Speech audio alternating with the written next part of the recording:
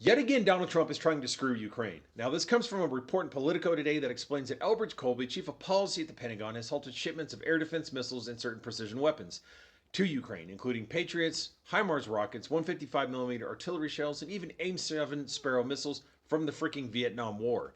Now, to be clear, these were weapons that are already bought and paid for and further allocated by Congress under the Biden administration. Cutting them off now is patently illegal.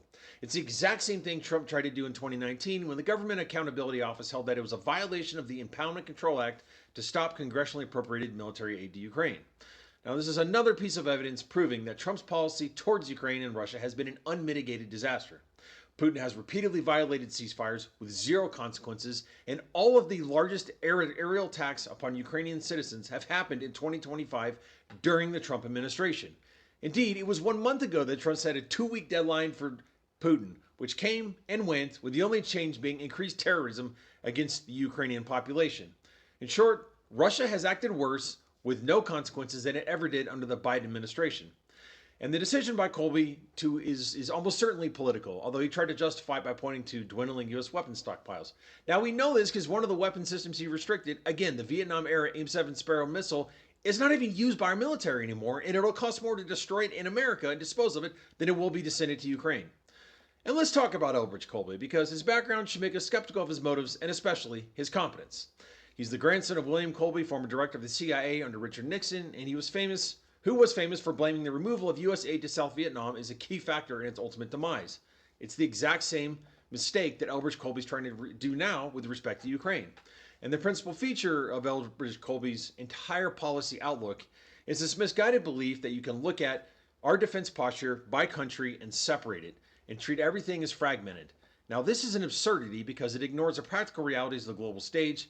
China has recently done military exercises in Belarus right on Ukraine's border. China buys Russian oil, which fuels each country's respective war machines. Chinese parts are found in Russian weapon systems that rain down in Ukrainian cities as a means to avoid sanctions, and on and on and on.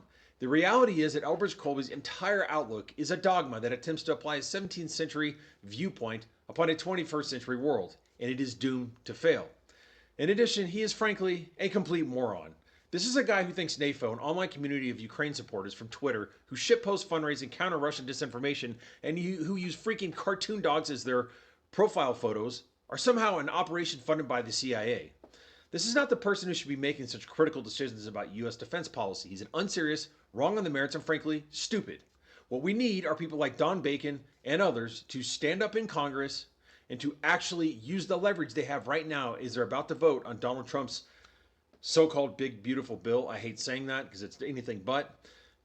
And get funding for Ukraine and reverse this decision and stop letting idiots in the Trump administration do things that are going to damage Ukraine, damage our foreign policy outlook for the future going forward, and simply do what's wrong and immoral with respect to our status in the world. Time to stand up, guys.